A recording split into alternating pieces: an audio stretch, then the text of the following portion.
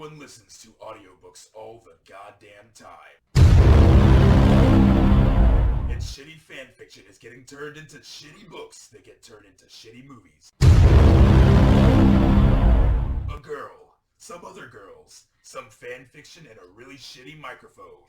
This is the Fan Official Audiobook.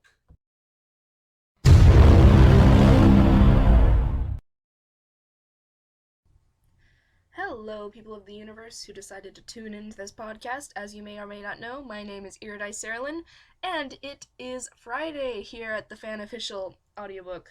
Yeah? Holy crap, I did a proper intro. How amazing is that? Awesome. Okay, so, as I said, it's Friday. And guess what that means? It's 9 p.m., late at night, and hopefully everyone's in a very private place listening to this on headphones. Because it is M and R rated night tonight. Yep, that's right. Basically just SMUT. So yeah. Specifically, we're going to be watching stuff that involves... Sorry, I missed some things. Specifically, we're looking at a specific pairing because I don't feel like bothering to go and find a different one. And this seems a lot easier. So yeah. Guess what that pairing is? It's one of the really weird ones, but also a pretty popular one. And it comes from a movie, a cartoon. Can you guess? It's been recent.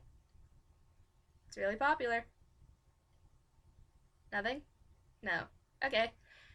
So, the pairing we're focusing on today is between Jack Frost and E. Aster Bunnymund. Yep. So, a dead guy and a very large rabbit. That's what we're looking into. It's not going to be anything big. This probably isn't going to be a very long episode, honestly. I have I have 3 of what are, in my opinion, the weirdest porn smut things, the weirdest kink that I could find between the 2 of them, and one that's relatively normal. So yeah, we have those 2, technically those 4, and depending on how things turn out, I may or may not decide to get something else. Yeah. I might just stay with where I am with those 4, because although I'm sure that I could very quickly find a random thing, but I don't really feel like putting in the effort. So that's what we're going to read. We're going to read 3 messed up ones, which are basically one medium-sized messed up one, because they're all relatively short, and one relatively short, but not as short, normal sort of thing. So, I will vaguely explain the pairing, kind of. Well, actually, I don't really need to. He's, what was it? Bunnymund is an anthropomorphic rabbit. I think that's how you say it. I think I did it right. Technically, he's a puka, which means that he's an alien. He's got an Australian accent. He's very tall. He's buff. He's pretty handsome. So yeah, imagine that. And then there's Jack Frost, who is this sort of eternal teenager guy. Very, very skinny and thin, but very strong and sturdy, which is good, because if he wasn't, then a lot of this wouldn't work. I may elaborate by making some more of these episodes that involve mostly just the Jackrabbit pairing, which is what this pairing is called. But for now, we're just going to stick with some of the bare basics and something really messed up. Because why not? Right, so a while ago, I don't remember when, but it was a long time ago, I was wandering around on the Jackrabbit tag, And then I found a fan fiction called I Feel Numb Beneath Your Tongue. And I didn't really look at the tags, which I should have done, especially considering that the description says his insides smell like ice and sugar and he wants to burrow deep inside. And I think maybe I saw the tags and I wondered, what is this going to lead to? And out of curiosity, I clicked the button to see what it was. I kind of regret it, but right now I kind of don't, because I'm incredibly happy that I get to show this to people. Interestingly enough, the writer of this fanfiction, who is HybridComplex, forgive me, from Archive of Our Own, wrote in their notes, I am so sorry. And you kind of should be. So, yeah, I'm kind of glad that you're not sorry enough to take this off of the site or to actually put it up on the site in the first place, because now I get to read it out loud to tons of people. Awesome. Well, eventually tons of people when people actually watch this. For now, I get to read this out loud to a few people, which is good enough. So, yeah, let's get started. This is a very short one. It's basically like, 3 sentences? Yes, 3 sentences exactly. It's small, but it's kind of scarring. I thought it was. I wasn't expecting it to happen, but now you will. Right, so these are the 3 vivisection tagged ones. These are the 3 vivisection tagged fanfictions in the Jackrabbit tag. Awesome.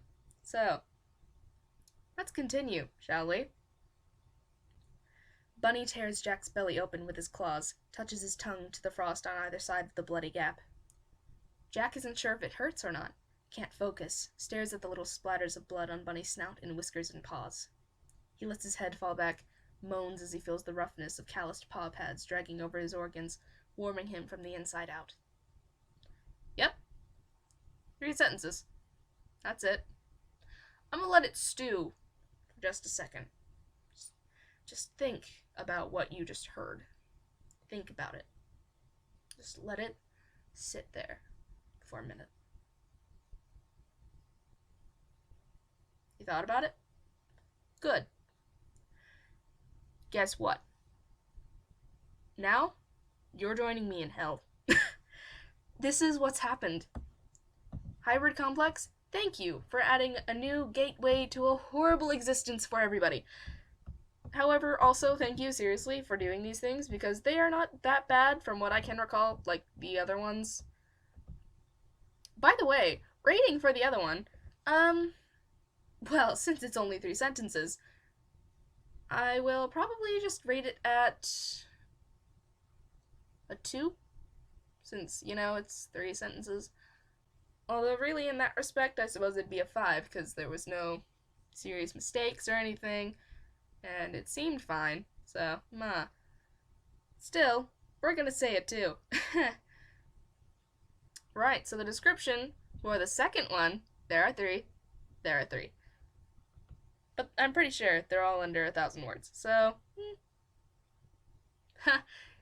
The tags on here says, vivisection, gore, blood, contaminating my fandoms one vivific at a time. Sorry.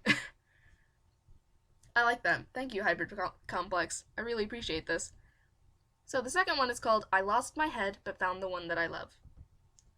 And the description says, immortality has a way of changing you.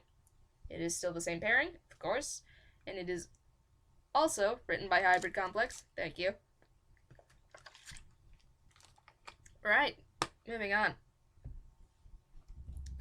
Notes? I'm really bad at summaries, okay? Also, let's be clear that I am not actually sorry for writing this, because it's super hot. So says the writer of this vivisection fanfic. Cool. I hope you agree with him. I don't. Right, so.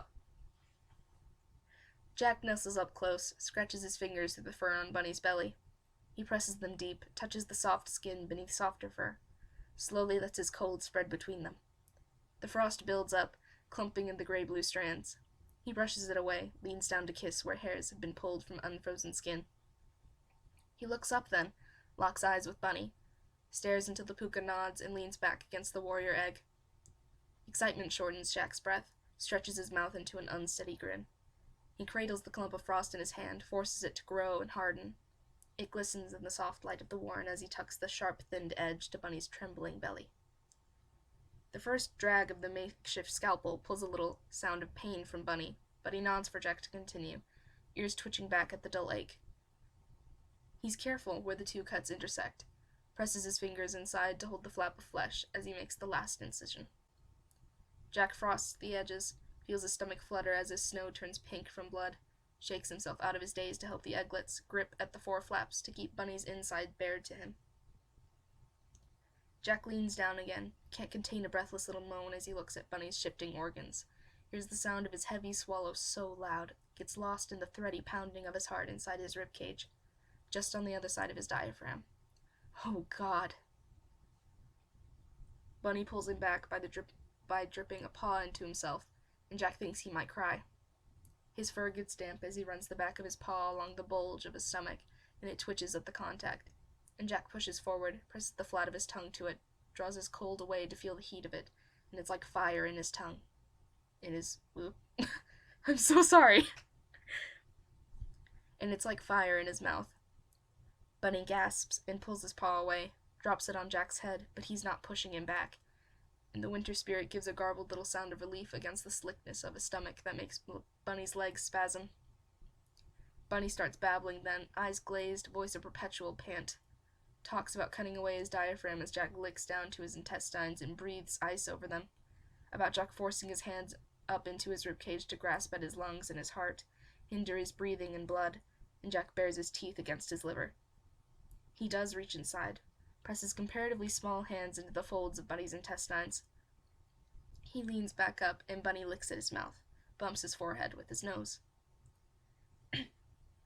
Jack could keep Bunny splayed open like this forever, could crack his ribs away from sternum and spine and press his lips to his rabbit-paced heart, could lick his windpipe, lick into his throat even. He whimpers. Bunny would let him. Wants him to. So, anybody out there interested in vivisection? Cutting open your partners? I'm not. I mean, I guess I can kind of see the appeal. I've cut open a person before. It wasn't sexual. It was a very brief thing. It was more in dissection than anything else. It was interesting, though. You really get to know anatomy that way. Not like serious anatomy. It mostly just looks like a lot of bread mush. It's weird. But yeah, it's interesting to see all the different organs. Kind of gross. Interesting, though. It smells a bit gross after a while, though, when they're dead. This is sounding weird. I hope you don't believe me. Because, I mean,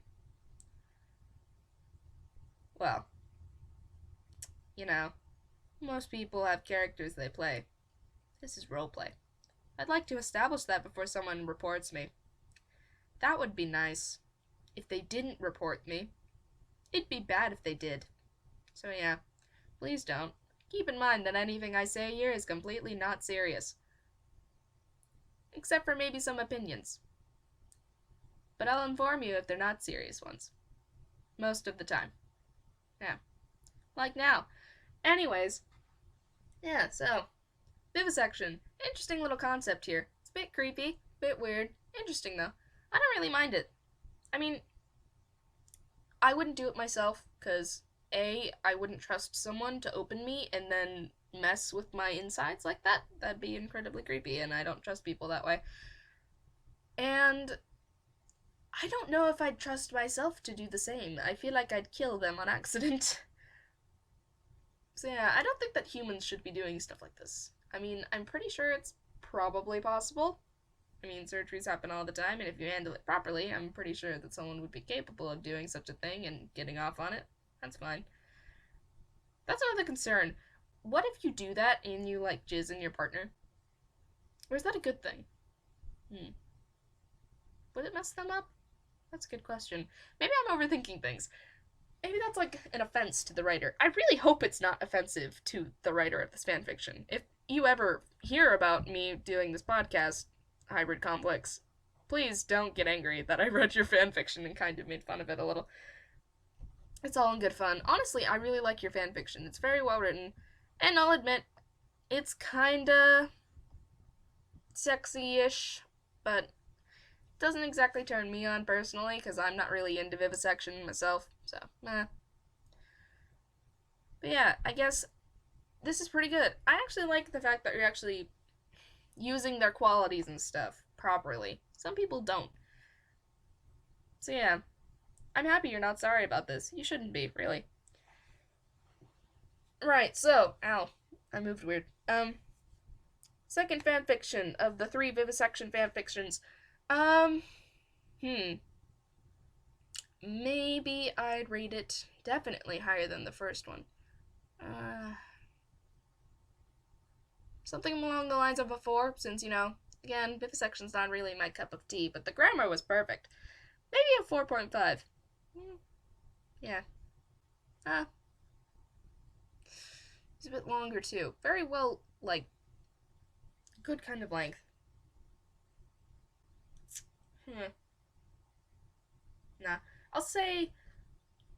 Nah. I'm gonna say a 4.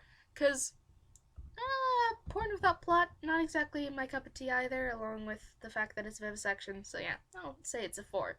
It's twice as much as the first one. It's great. Awesome, really. Maybe a 4.3, 4.2, somewhere along those lines. So yeah, good job, HybridComplex. Now, for the third one, and the last one of the vivisection trio, all by HybridComplex on Archive of Our Own. Please go look them up, read it yourself, have fun. And if you're into vivisection, go and keep this in your repertoire, because it's pretty good, in my opinion. Very descriptive. Very good. Alright, so this is the third one. It doesn't have any interesting tags, which is unfortunate, because I thought that was kind of funny. Oh well. It's the same pairing, of course, and it is called You Are Cold as the Blood Through Your Bones. It is, again, by HybridComplex, and the summary says, Jack is small, but his heart beats like it is the size of a house. Which is interesting. That, or it might have been that, yeah, this is the first one that I found. Because I saw the summary, and I didn't really think that it'd mean anything. Yeah, pretty sure it was this one. Because I remember the summary mentioning Jack and something interesting that I thought was kind of sweet, and then it mentioned violence and gore, and I figured, oh, it's probably just some kind of weird scene. And then I looked at it closely, because I didn't know what vivisection meant, so I looked out of curiosity, and I kind of regret it, but also kind of didn't, because this was kind of interesting and kind of hilarious. And now I get to read it to you. Lovely. Alright, so, give me 2 seconds.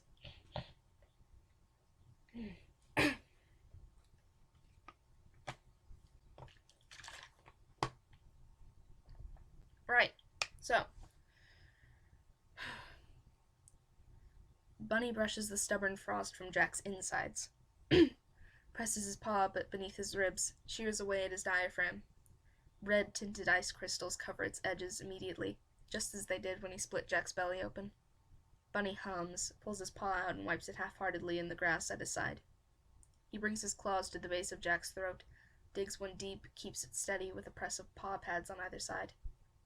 He carefully connects this slice with the previous, holds the 2 flaps close together for a moment as Jack ices over the wounds. He presses his paw back beneath Jack's ribs, lets out a trembling breath as he feels the slow, hard twitch of the boy's heart against him. Displays his other paw over ice-cold ribs, feels his ribcage expand from one side and his lungs do the same from the other. Ducks his head beneath Jack's makeshift mirror to lick into his mouth. Huh. I don't know why, but I'm feeling a little lost. I feel like something is happening here, more than just the normal vivisection. Like, I don't know, I can't visualize what's happening in my head. That breaks it down a little. 3.5. It's well written. It's a bit longer. I guess it suits its own size. However, it's still weird. I don't see what's supposed to be happening here. I mean, I kinda do, conceptually speaking. but I can't really see it perfectly. It's not a very vivid image like the second one was. So yeah, a little bit of disappointment there. Second one's the best one. Longest one, best one. Yeah. Regardless, thank you, HybridComplex, for writing these 3 vivisection fics that I found a long time ago on accident. There are no notes on this one. Sorry, people. But still, yeah, thank you, HybridComplex. Those were good. And as an overall rating of the 3 of the ones that you wrote,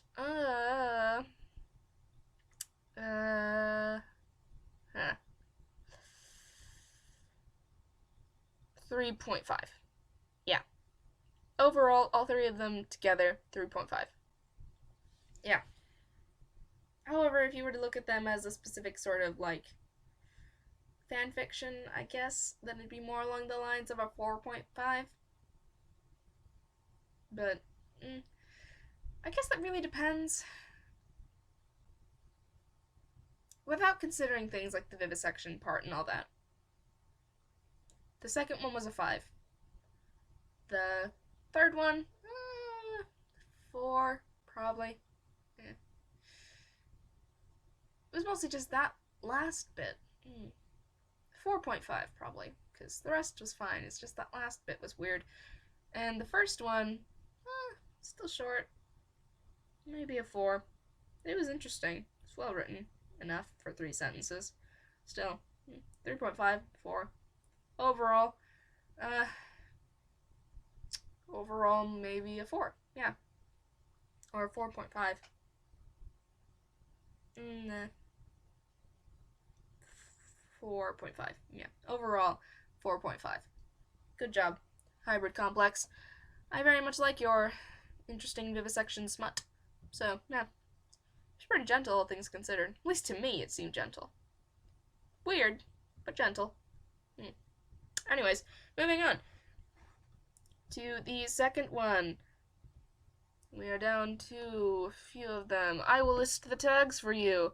Shower sex, sort of. Masturbation. Phallic staff is phallic. Jackrabbit freeform. Easter elf freeform. Dubcon. Yep. Do with that what you will for a second. Think about the tags. Think about what you think is about to happen. Consider it. Okay. So, you envision something interesting? At all? Something good? I hope you did. And I hope it's nothing at all like what you're about to witness. Yeah. So, this is called Rising Sap. By MoiraColleen? Or Moira? Something like that. MoiraColleen. So, yeah.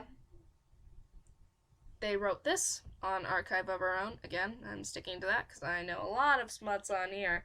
I haven't really looked for a lot of smut on fanfiction, but I found tons on this website. It's very easy to find. And the summary says, after a mishap in the Color River, Bunny discovers something interesting about the connection between Jack and his staff, which is always good fun. Not for the entire family, certainly not. But fun nonetheless for us adults, quote unquote, here, spending our late night at 9:30 doing these things. I decided 9:30 because I have school. Yeah, I'll admit that. I have school stuff. So yeah, I have to get up early. Sucks. I don't have anything going on tomorrow because it's Friday, but still. I also have to get up early so that we can do the other podcast tomorrow morning. Cartoons. Early mornings. Early mornings, which means 10 a.m. Yep. That's fine, too. Okay, moving on. So, I'm going to go ahead and read this one. Rising Sap by MoiraColleen. I'm going to say that right now because I don't really know how it's actually supposed to be pronounced. So, yeah. Look them up. Read the fanfic on your own. Have some fun with it. Bookmark it. I kind of like this one. It's small one. I enjoy the idea of things like that. I always feel that fictional characters with certain abilities and tools, I guess, like Jack with his staff, Bunny with his bunny shape, and if you ever seen Blue Exorcist, you know the main character Rin and his brother, specifically Rin, the fact that he's a demon with a tail, just a tail and fangs and fire. Can you imagine all the fun things that you could do with a tail and fangs? That sounds like tons of fun, especially since it's supposed to be his most, like, it's basically his most sensitive part of himself, his most sensitive body part. They hinted. That's totally what they meant. It means a thing. And later on, I will definitely read the Blue Exorcist SMUT, because that's tons of fun. Tails are always great, whether you're a furry or not. So, anyways, getting off topic. Continuing on, we're gonna read this fanfic. I promise. Okay. I need more water. I apologize.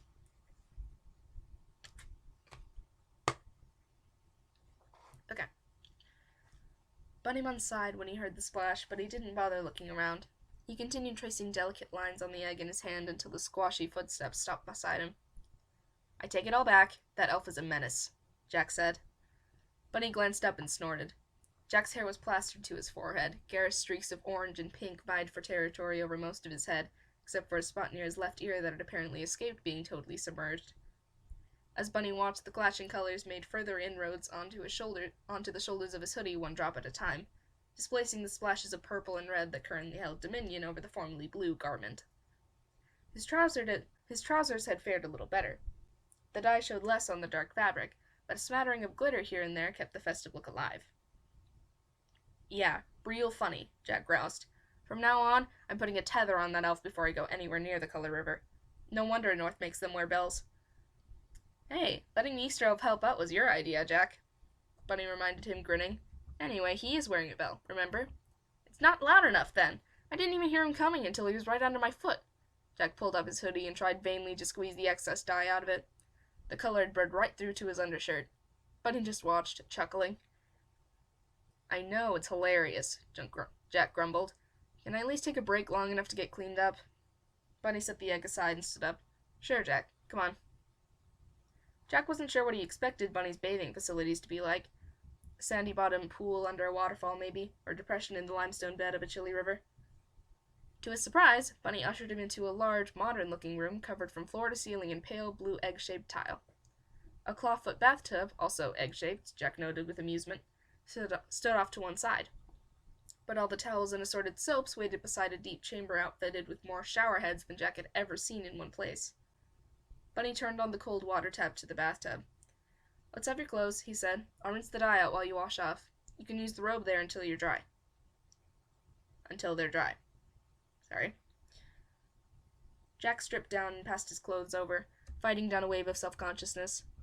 There was no reason to be embarrassed, he told himself. Bunny clearly didn't think anything of it. Why should Jack feel shy? Still, he felt more than a little relieved when the frosted glass door swung shut behind them. Between them.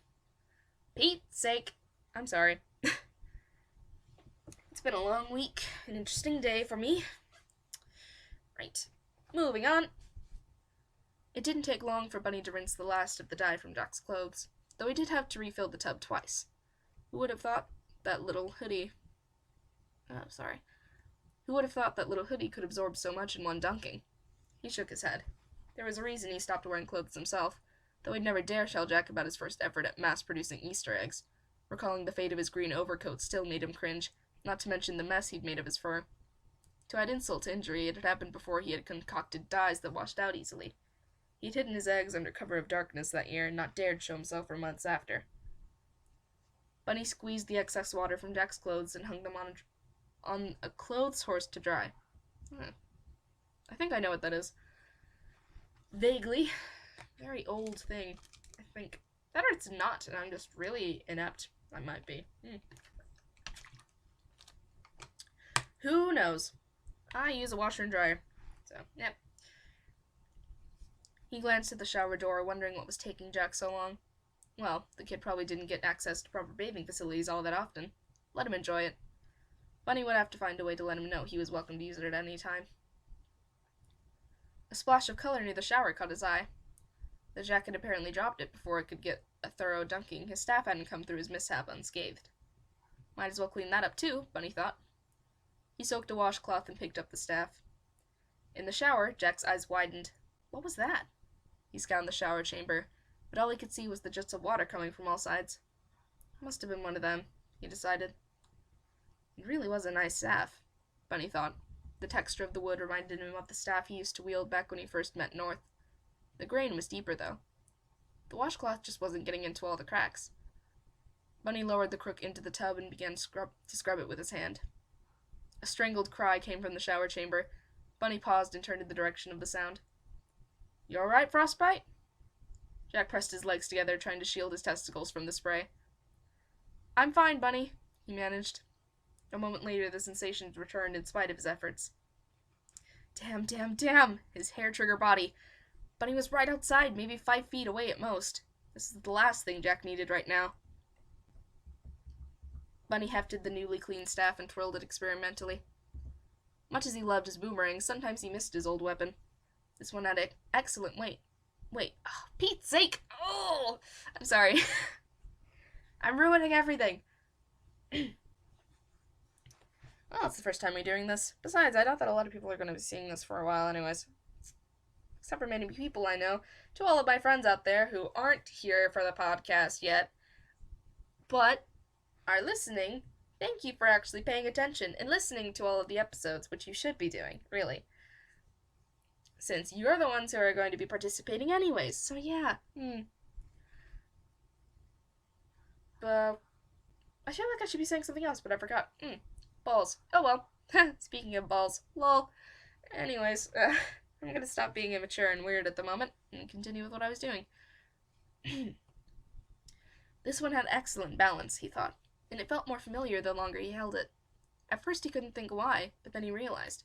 Between the warm, humid air of the bathing room and the touch of the spirit of spring, the ancient wood was waking up.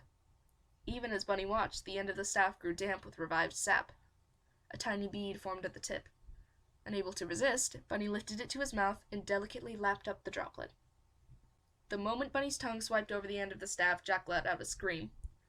Bunny dashed over to the shower and threw open the door to find Jack with his back pressed against the wall and his eyes and mouth wide open, panting as though he'd just run a marathon. For a split second, Jack stared back. Then he seemed to collect himself and frantically moved to cover his groin with his hands. At the gesture, Bunny relaxed. Sorry about that, Frostbite, he chuckled. Didn't mean to interrupt anything. Jack glared. I wasn't... Look, just... He stopped suddenly, staring at the staff in Bunny's hand. What are you doing with my staff? Jack demanded. In his alarm, Bunny had forgotten he was still holding it. It had dye on it, he explained. I finished with your clothes, and I thought I'd take care of this too. He raised the shepherd's crook, intending to pass it over to assure Jack it wasn't in any danger. As Bunny's hand shifted along the shaft, though, Jack's hips shivered violently, and he let out a groan.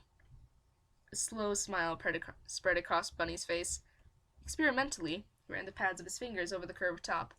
Jack's eyes rolled until only the whites showed. Bunny, he choked. What are... Oh, God, he broke off, sliding down the wall. Bunny flipped the staff, catching the crook between his legs and angling the shaft upward in front of him. He began to stroke it slowly, watching as Jack's hips jerked forward at each pass of his hand. Jack's hands fell to his side to scrabble at the tile floor. At the sight of Jack's twitching erection, Bunny's own member slid out of its sheath. Bunny pressed it against the staff, stroking both at the same time.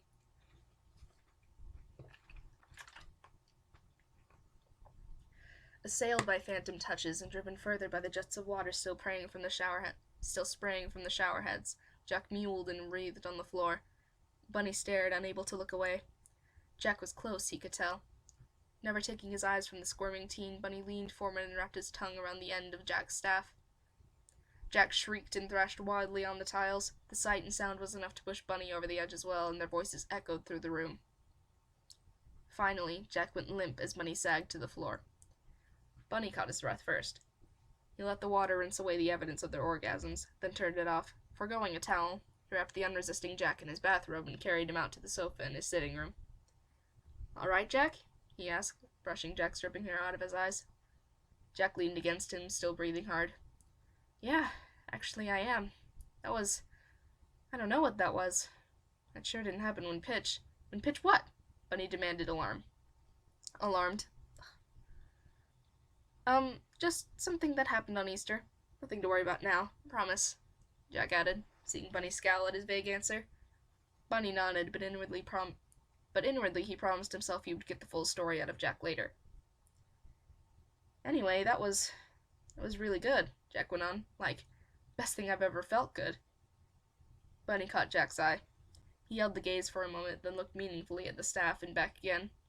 "Well," he drawled, "you've got some time to kill until your clothes dry." Jack grinned mischievously. "I think you're reading my mind, Kangaroo." "Kangaroo? Oh, you're gonna pay for that, Frosty." Right, so, I apologize for all my mistakes. It's late. I'm kind of hungry. I could do with some food. Gonna have Taco Bell in a minute. Everyone gets back with food. Yep. Anyways, what'd you think? I thought that was pretty good. I really enjoy this one, honestly. It's not much. It's really small. But it's good. Right, so, SMUT rating. Taking things like that into consideration. I don't know what to rate this. Somewhere in the higher numbers, I know that. There weren't really any serious grammar mistakes. If there were, I didn't notice them. So, that's keeping it high up. The idea that you used was good too, so I enjoyed that. And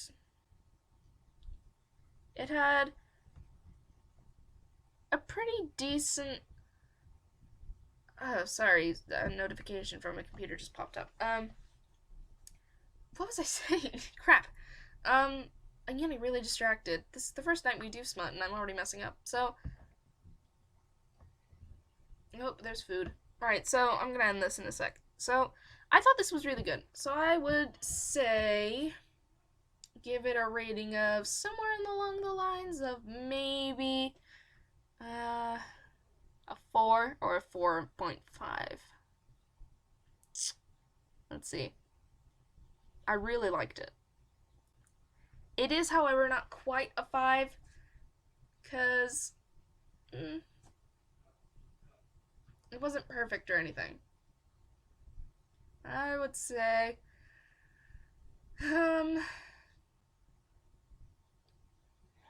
actually, barely a 4.5. More along the lines of a 4, but barely a 4.5. Like, it's a 4.4 or something. Something along those lines.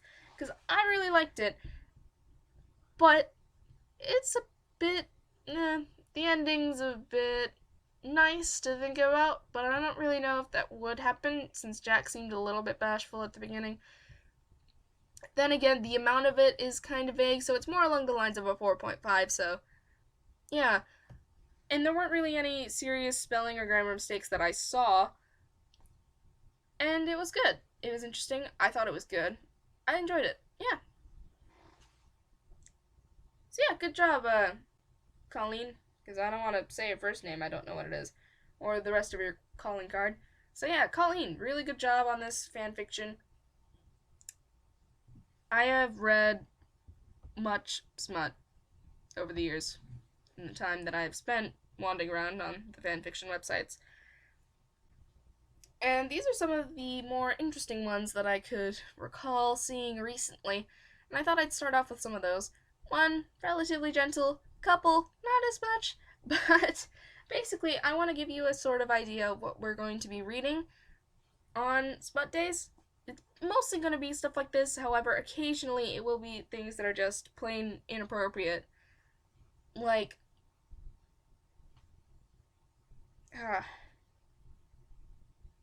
there's a fanfiction I know of that goes with the same pairing and the same fandom. And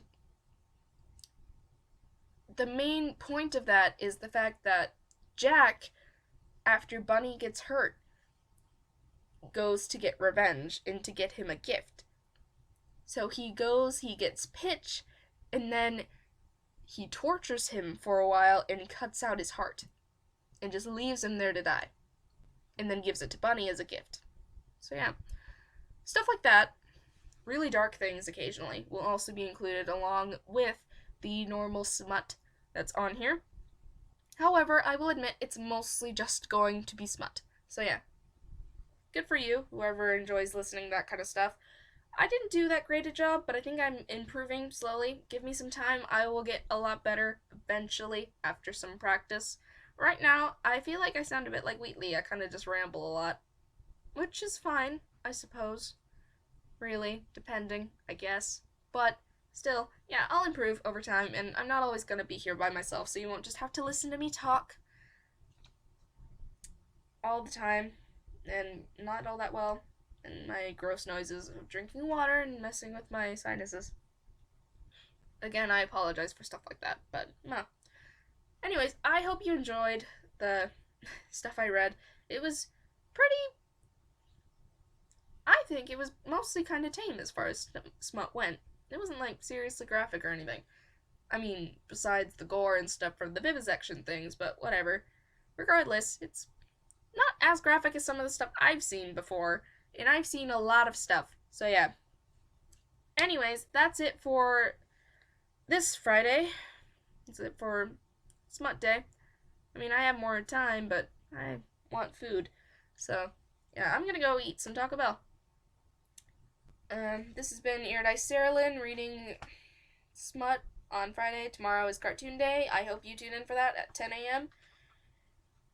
I hope you return next week and actually watch the rest of this stuff. I hope you actually tune into the actual live broadcasts, because they happen every day. And I work really hard to make sure that they happen every day, at least somewhere along the lines of the time I promise. So yeah, tune in for the actual thing on Mixlr if you haven't already by the time you watch this. Please do. I could do with listening to you guys comment and mentioning random stuff and criticizing me, complimenting me, saying whatever you want, recommending stuff on there. Do what you want. Oh man. So yeah, I'm Iridai Saralyn. I'm the only one on the podcast still. That will change eventually, but right now, I just Iridai Saralyn here on the Fan Official audiobook on Friday night. About to go get food. Man, I'm hungry. Yeah, so I hope you enjoyed the fanfiction. I hope you enjoyed listening to me talk. I hope you are not insulted, those who wrote those fanfics, and I hope you're not upset that I decided to read them. I hope you approve of the fact that I did read them, and that I think they were actually really good, and that I thought they were good enough to actually be put onto this week. I have only read fanfictions that are at least rated a 3.5 and up, so only in the upper register. Yeah, so thank you for listening, thank you for staying around this long, and just, I really hope you enjoyed me talking, and regardless of my mistakes, I hope you enjoyed the fanfiction, I hope you enjoyed the podcast. My name is Iridai Saralyn, and I will see you later, I guess. Bye!